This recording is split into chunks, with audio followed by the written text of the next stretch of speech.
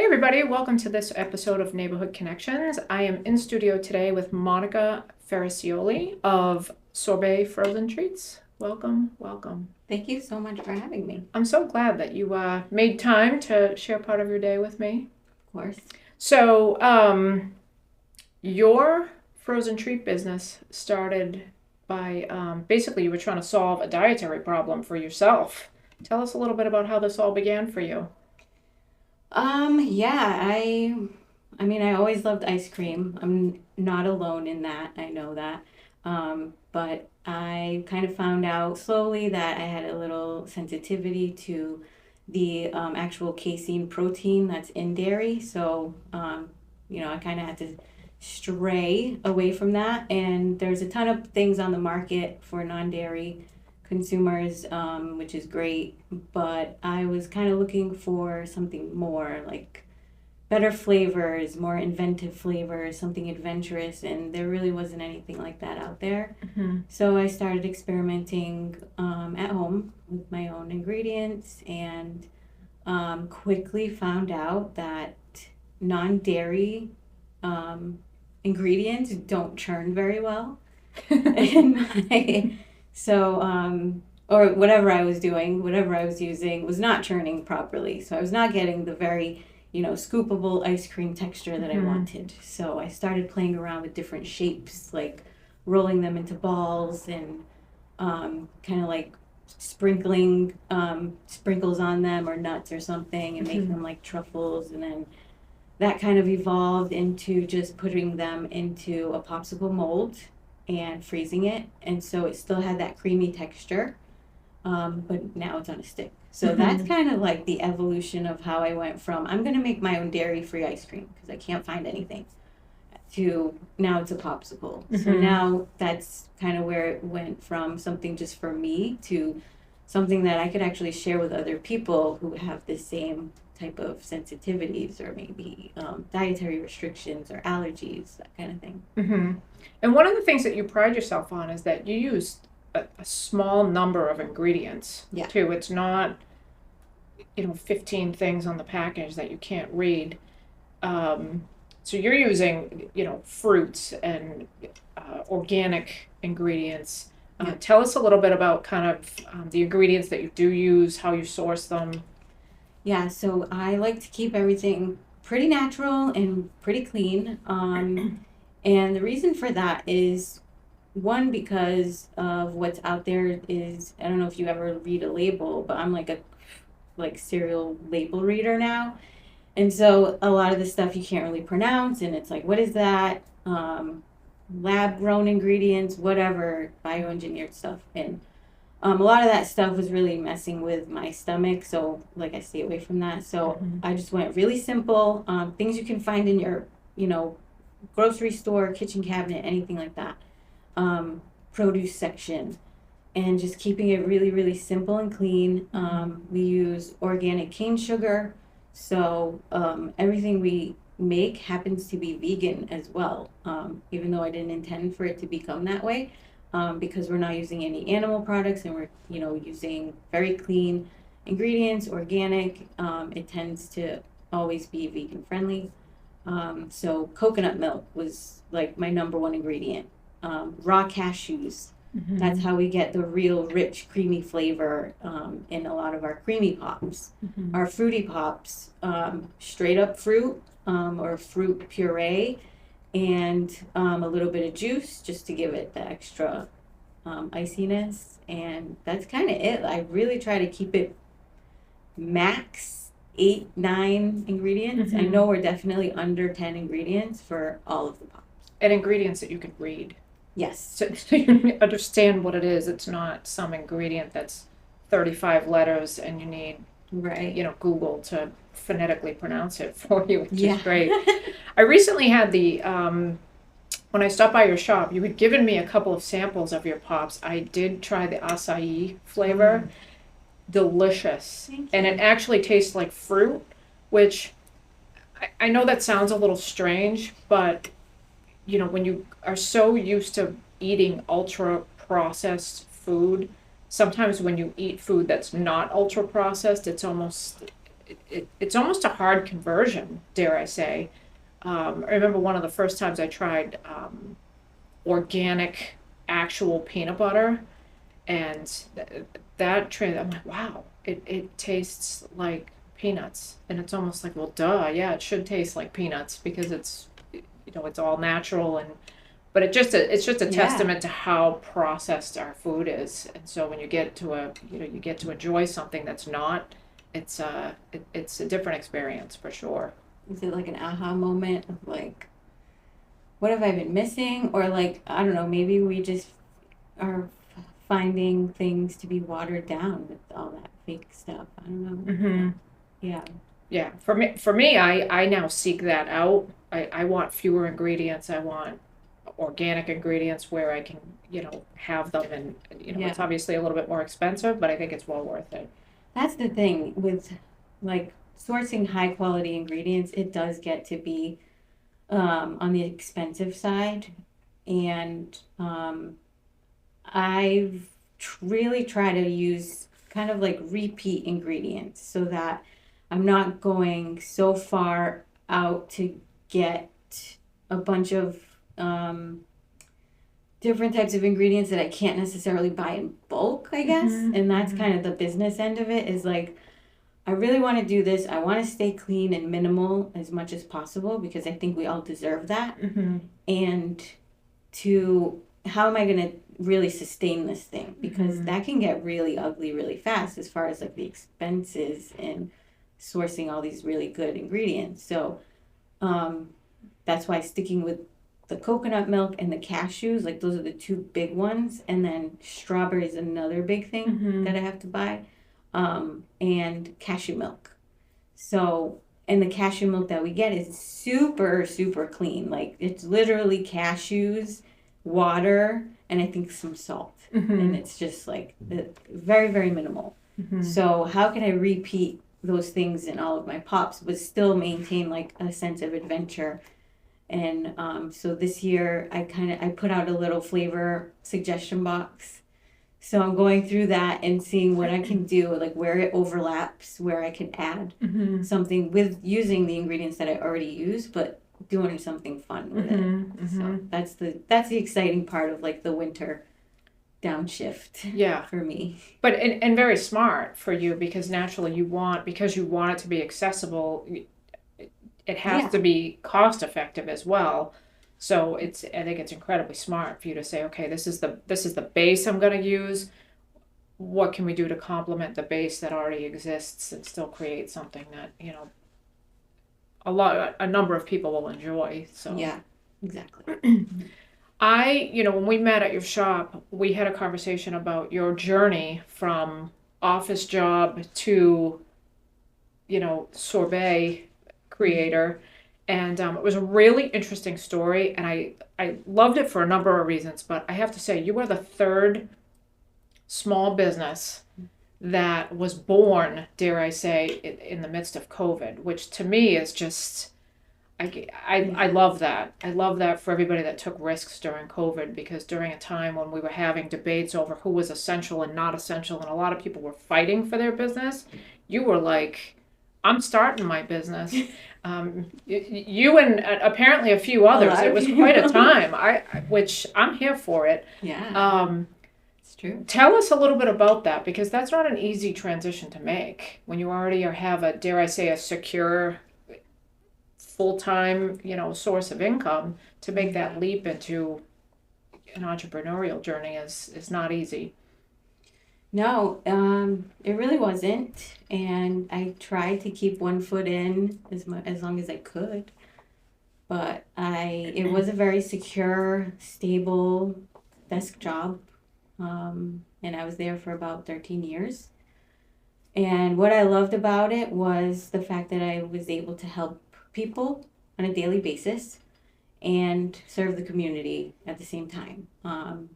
With that came a lot of stress and long hours and all that. So, anytime I wasn't at work, I always wanted to kind of do something else or be creative in some way, do something more. And I also, I mean, I had a love for ice cream, but my dream when I was younger was to own a restaurant. I just wanted a place where people could connect over food and just have a good time. And someplace they could frequent, for that feeling of connection. That was my idea behind wanting a restaurant, and that kind of just merged with, well, I could do an ice cream shop. That's kind of meeting myself in the middle. And I mean, like 2018-ish, 2019 is when I started just quietly collecting equipment, like ice cream shop equipment or restaurant equipment, whatever it could be. I got a freezer, like a big ice cream freezer. I got like the ice cream topping warmers and the dispensers and all that stuff, and I just kept it in storage, like, oh, maybe one day, and if not, I'll sell it. Whatever. So quietly doing that, and then looking at spaces, like, oh, what's out there? What could I afford? What can we do with that? Is there anything that's like a yes, let's do this? And nothing really. And then COVID happened, and whatever, just kind of COVID accelerated the fact that I was starting to make this stuff at home like more frequently and putting more energy into it because I had nothing else to really focus on. We all kind of didn't. So that kind of accelerated my creativity with it. I think it was like 2021 that Phone 107 posted that the Fort Tabor concession stand was going to be available. And you can put in bids for it, proposals, whatever. So I was like, well, if I'm going to do anything, I have to at least try this because this seems like a yes. So, and if I don't try it, then am I really serious? Am I really going to do this? So I wrote up my proposal, and thankfully, all of those years in college that I spent writing millions of business plans, like so many business plans in school.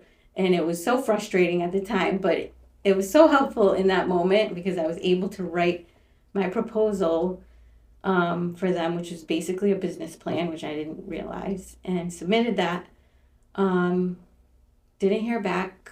I didn't know what the process was, but I felt like, oh, they're not getting back to me. I didn't get it. So, I went through that whole roller coaster of self-doubt.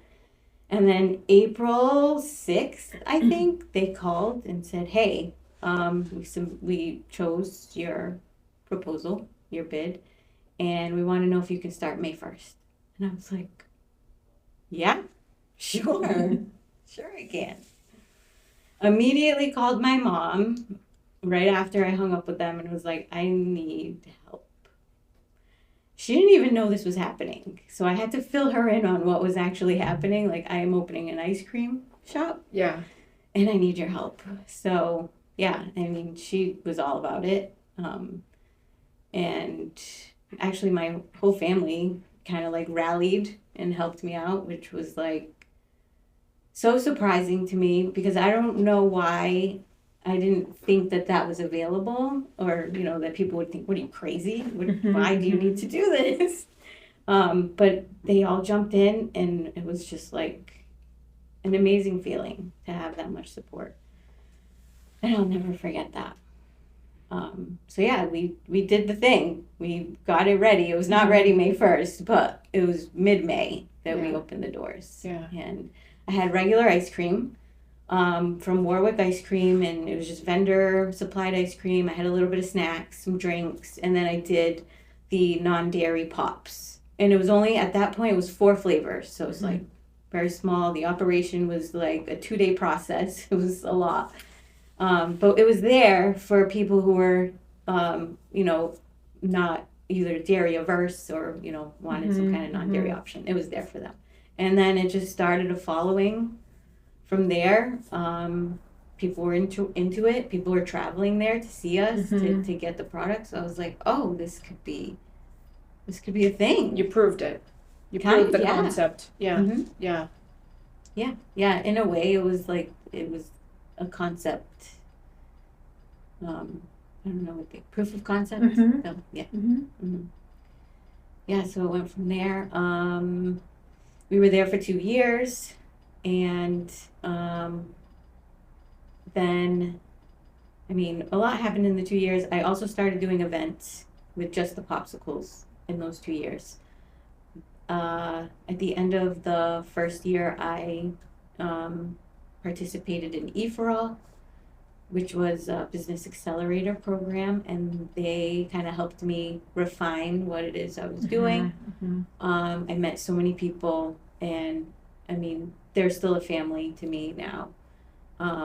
And I was able to like kind of network through them on an ongoing basis after that, and also give back to them by being a mentor, helping the entrepreneurs, like just being a resource for them too. Sure. It was like getting into that ecosystem was a huge push for me to be like confident in what I was doing. So for those first 2 years, I was doing both. I was working my 9 to 5 and doing the ice cream shop with help from family and friends. At the end of the second year, I found a building that was for sale. That was perfect for what we needed. It was going to help me refine the popsicle making process because I could use a bigger machine. It would cut down the amount of time by, I mean, like probably 25%. So, I mean, not 25, probably like 250%, if I'm being honest. So, it checked all the boxes, and so I invested in that building, and we moved the business there. So, we had to let go of the fort and move everything there. That's when we went all dairy free. And at that point, I had saved up kind of like a nest egg from my job. And I made myself a plan, like a roadmap for a year. Like, this is what I'm going to live off of, and I'm going to do my best to make this thing, generate income so that I can kind of like seamlessly go into it. And left my job at the end of 2022, which was really difficult. I mean, you're talking a year and a half later from when you started at Fort Tabor. Yeah. So that's for some might seem very, very quick. For others, it might seem like a lifetime. But for you, regardless, I imagine it was a pretty scary leap. It was very scary. Because it's okay. I'm going all in. I'm going all in. It was scary for a whole year, I would say, because I kind of knew that it was going to happen. Like I it was almost like a goal. Like I know I can't be doing this forever. This is not sustainable. So when is it? When is the change going to happen? And it was kind of like a real slow build up to like, oh, this is actually going to happen now. I got to make a decision. Yeah. Yeah. Like this is real. And I think the hardest part was breaking the news to people because in my heart I knew it was my time. Like I had to do this. I was excited for it, but also like there's a lot I'm giving up, and there's a lot of people that are going to be like, why would you do that? That's very confusing. Friends, family, my boss, who, like, I mean, I probably shouldn't have cared about disappointing, but I was letting the team down too by being like, I'm going. So that was really difficult. Everyone I worked with was so supportive of it. They were like, I wish I could do that. Like, please do it. Do it for all of us, if anything. Yeah. So, and I mean, I don't have kids. I don't have a family to support. So, in my mind too, I was like, well, I have this opportunity. Why not take it? It's just I have to worry about me. So if I'm truly gonna live a life that I'm proud of, then I have to do it. And could it be a struggle? Yes, but I'll figure it out. So yeah. So and also letting my parents know, because I'm first generation American. They came here with probably nothing to build a better life for us. And I get this really good job, and I'm just going to turn my back on it and do something fun and creative that's not really secure or stable, or is going to give me, the kind of life that this other job would have. So giving that up and telling them about it, internally was a lot. But in reality, there was like nothing. Yeah. It was like, oh, yeah, we figured. Yeah. We knew this was coming. Right. It So, was like, probably for them. It was probably a matter of. It was a matter of when, not a matter of if. They were right. just waiting for the conversation to happen. Really. Yeah. Yeah, because you're right. You can't do both. You can't do both well. Right. But especially once once the business started to grow. You have to decide: is this going to be a hobby, or am I going to make a go of it? Mm. But what I think is so inspiring about what you did is that it's really, to anyone out there who is sitting at a desk job that is just, you know, taking their soul away from them week after week after week. And, they're longing to do something a little bit more adventurous or a little bit more creative or a little bit more whatever. Mm. You're a testament to it's possible. And, granted, you didn't have kids or anybody to be responsible for other than yourself, which is still being responsible for someone. But I think if you do it in a very smart, calculated way, like you've done it, it's entirely possible. But to your point, you do get to that tipping point where it's okay. I gotta leap or give it up because I can't. I imagine you were probably working 7 days a week. Probably felt like 24 hours a day. Oh, yeah. If you weren't sitting at your desk, you were, making popsicles. So it's preparing for whatever was happening and to come on the weekend. So, and it's funny because before you gave me a tour of your shop, I had this in my mind's eye. I was imagining the old school Tupperware popsicle trays, in the freezer. Yeah. You have a far more sophisticated system than that, which is allows you to make hundreds of these things in a relatively short period of time. Mm-hmm. But you probably wouldn't have been able to do that if not for the space that you have. Oh, yeah. Now. Definitely not. Yeah. No. The space allows us to produce at a higher capacity, store our ingredients more effectively, and then also gives us a space to serve from too. So we have a little storefront. You can come in and hang out. In the storefront, we also have like an extended menu. So it's not just the popsicles. You can come in and get a dairy-free soft serve if you're feeling, something scoopable. We also have our ice cream sandwich, the bay bun, if you want something different. So it's a little warm bun with ice cream inside of it. So the shop really lets us kind of be just a gathering. And your space is cute. Thank you. I mean, it's a place you'd want to sit in. Thanks. It's really bright, very clean, and as you just described, there's more options there than might otherwise be available. If they were just meeting you at an event or something like that. True.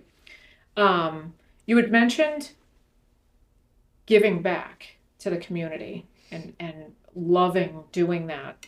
You talked to me a little bit about your partnerships with different small businesses. For example, Union Java and the Wandering Poor, which I've never heard of, but sounds like a great business. Talk a little bit about those relationships and how you're partnering with other small businesses to build each other up and collaborate. Yeah, I met Kristen from the Wandering Poor through the Chamber of Commerce, which was, being part of the Chamber of Commerce is another way of meeting so many other people in the community that are doing different things. And she had an idea to kind of make a cocktail out of a popsicle. So we're adding a popsicle to one of the cocktails, making it a poptail. And I should talk about the Wandering Poor, is a mobile bar service. And she has her own bar setup, different types of bars for different types of events. And so she's building out that type of business, and she curates her own menu of drinks. She creates her own simple syrups and things like that. Oh, wow. Okay. Yeah. So it's very, very, very custom, and it's all like her brainchild. So her idea for the drinks was basically she had these recipes, And she was like, "What do you have for flavors? Like, what would work with these drinks?" And I kind of gave her a list of like the flavors I could do, that I think would work well with a drink. And she just went to work and created three different cocktails, that people can choose. Because when she works with people, you basically choose your menu and you choose your signature drink for your event. So now, the pop tails are an option for a signature drink for the summertime. What a fantastic collaboration. Yeah. And I would have never thought of that. I need to now go find one of those events so that I could try. I mean, I'm almost thinking, if there were some sort of a New Year's event, I could see some sort of a mimosa, like some version of a Yeah. mimosa on a New Year's Day or something like that. I mean, you could go miles with that, I'm sure. Oh yeah, there's so many. I mean, the espresso martini with a little, yeah. I mean, I'm not even in that business, and I'm already, curating a menu. A But little fudge pop inside of the like an Irish coffee or something. oh yeah, Yeah, the possibilities are endless. And then the yes, fruity ones too, like the strawberry pop in a prosecco, instant summertime. yeah, Yeah, it can go a long way. yeah. Because a lot of drinks have a fruit garnish. Yep. So why not a pop Yep. instead of a fruit wedge? Yeah, and then when it's melting, it's just melting into your drink. So you don't really have to sit there and like hold it Right, and worry about eating it. It's just kind of like, right. And there's no need for ice. mm-hmm. Yeah, it 'Cause serves there's purpose. right. I mean, Serves there's dual multiple purpose. multiple purpose there. Yeah. Talk about your partnership with the coffee shop. So Union Java is so he's a local firefighter actually who created his own espresso syrup, and then turned it into a drink called the Norista. You can find him actually at New Beige downtown. Okay, You can also find him at the new hot dog place, Bomb Dog, there, and Rescue Cafe as well okay, so far. And I'm sure he's other places too, but though that's where he sells like the Norista drink. I have the dairy-free soft serve, and I was thinking like, what can we do with that? I wonder if I can make a frozen coffee shake with his stuff. So we just kind of like brainstormed, like, how can we do this? He came by the shop. We were just trying different things, and it's like I had my team try a bunch of things. We were just kind of in the lab, which is the funnest part. So we came up with a few concepts of how to make something out of what he had and what I had. And I mean, it went through like phases of are we going to do a parfait type thing where you put almost like an affogato. That's kind of where we started. Okay, okay. Like, are we going to do an affogato thing where you pour it over and then you kind of have the milky drink and you have the soft serve? So we started there, and then it just kind of went into like, everyone loves a milkshake. Who doesn't love a milkshake? Yeah. And we also would get a bunch of people asking for milkshakes. So I'm like, that's perfect. Let's just try to do some type of a milkshake, and then it just evolved from that, and the name Frozen Nor'easter. It basically melds the two together, where Nor'easter is his drink. We just made it frozen. And you had the frozen element of Yeah. it. Yeah. I think it's great. I love stories of small businesses just coming together to build and do great things. Yeah, So it was amazing. I mean, he used to work at the station down the street, so they would, and when we first opened, they would come by with like his team. The engine would come by, and it was just cool. Like, it was cool getting to know him as a person before business, and then he kind of started like picking my brain and getting in the E for All circle, and like getting like kind of like the entrepreneurship spark too. So it was cool to see him at his beginning to now, like, we're working together and doing something cool. Like, it's just amazing. And then being soundboards for each other Yeah. in the process. So important. It is. Because people don't realize that the entrepreneurship can be a really lonely ride. Absolutely. And everybody's going through ups and downs. I think it's the thing that nobody really talks about.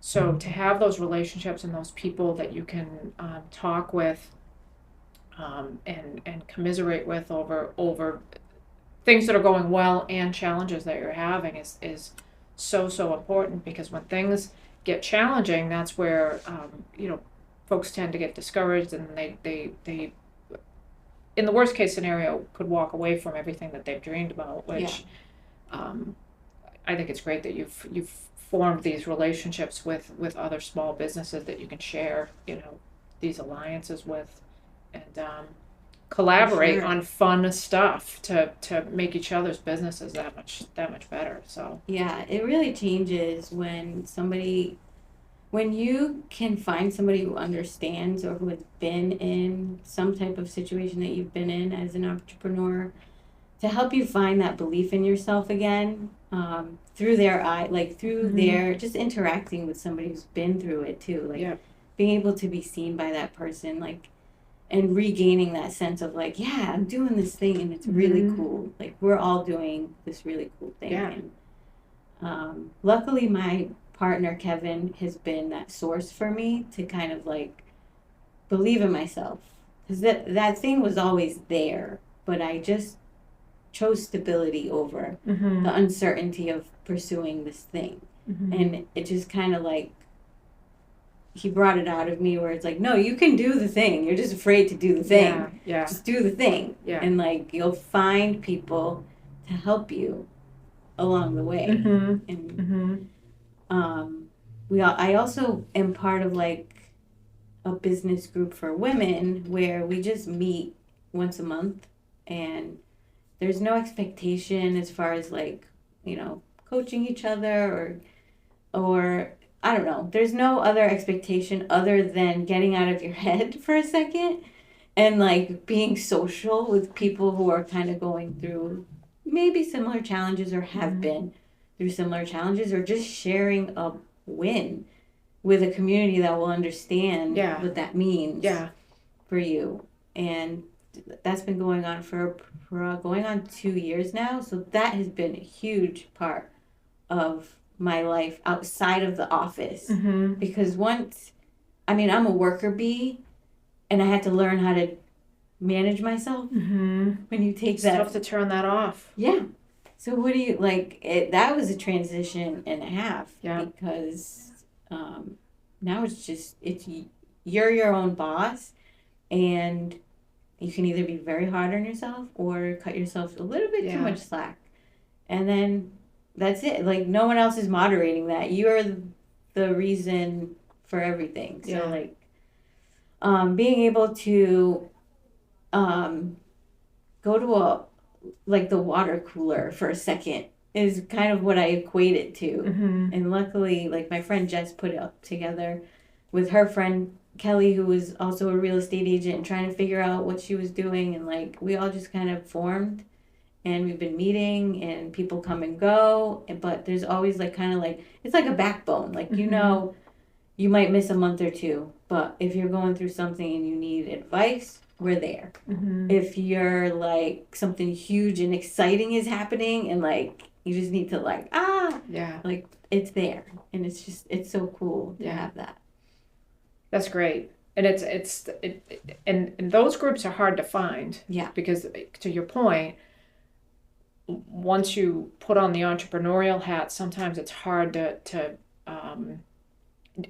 well, I don't want to say it's hard. It's almost impossible to shut that off. It's not like a light switch where it's, dare I say, if you're working a 9 to 5 or something like that, when you leave for the day, you can literally shut it off, and most people aren't thinking about it on their ride home or whatever. Yeah. When you're doing your own thing, and your success or failure is entirely incumbent upon what you're doing or not doing, you're not shutting that off like a light switch. No. there's an ongoing train of thoughts that is constantly brewing, some of which are, oh, I have this really great idea, and then some of which are, am I out of my mind? What am I doing? Who thought this was fun?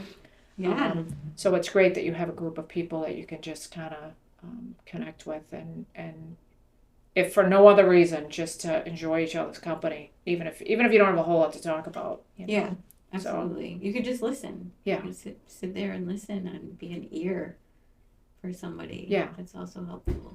yeah. One thing I don't want to forget to mention is you are available in the winter.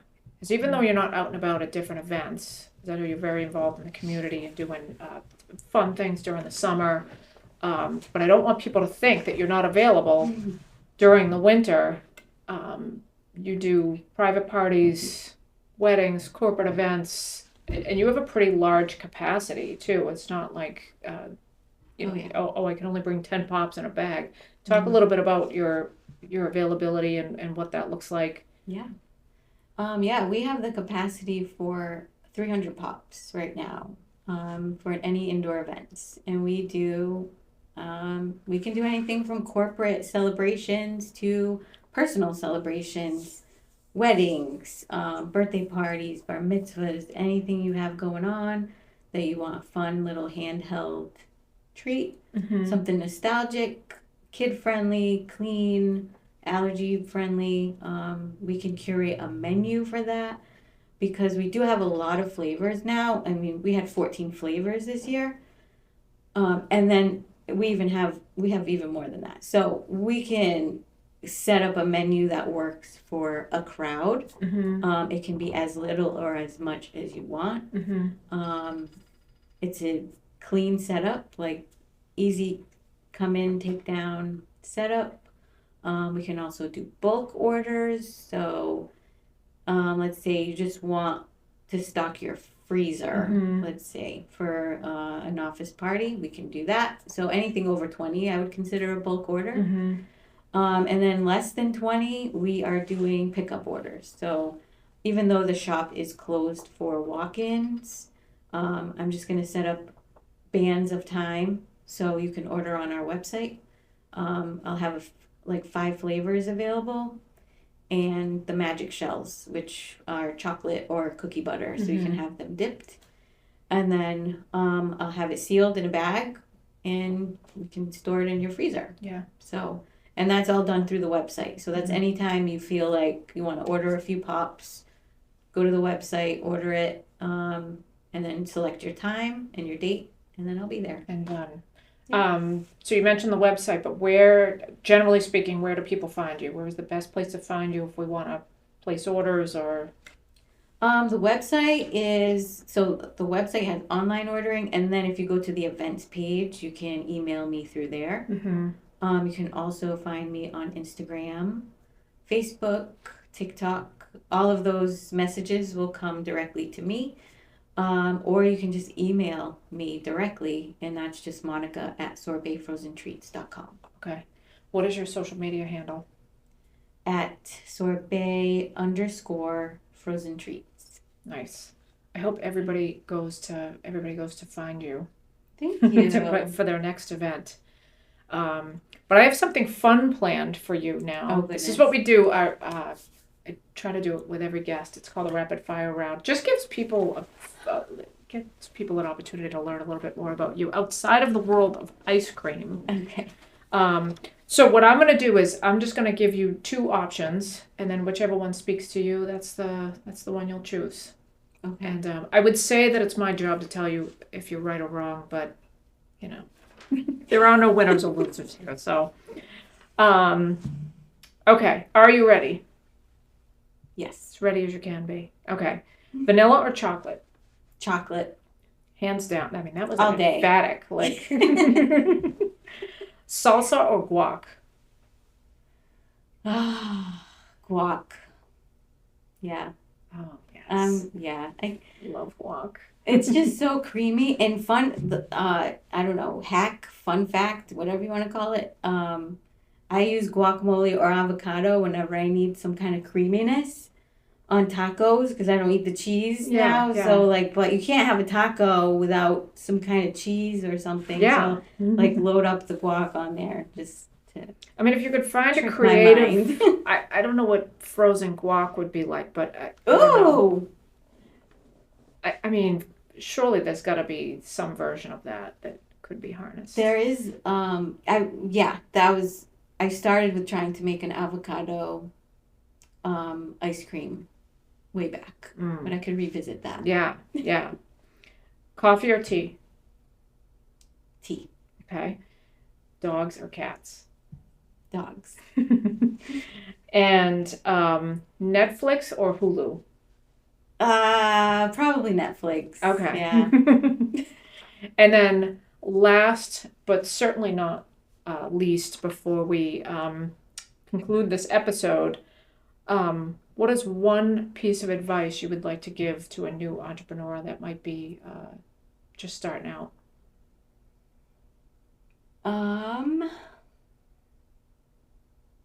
Think about your why always, and always come back to your why, because that'll not only help you figure out what your direction you're going to go in with certain things, whatever it may be, it helps you find direction, and then it helps you kind of guide decisions, because things are going to come at you fast and furious, and I find that having that center point of like, why am I actually doing this? Let me think about, besides everything else that's going on, and maybe you get so many opportunities or so many different directions that you may be able to go in. Why are you doing this in the first place? And that'll help guide you. Awesome. A wise piece of insight to end our chat with. Thank you so much for spending part of your day with me. Thank you for tuning in to this episode of Neighborhood Connections. I'm your host, Ann Soares, the realtor who loves pets. If you enjoyed this episode, hit that subscribe button so you never miss an episode. And until next time, give your pets a scratch for me.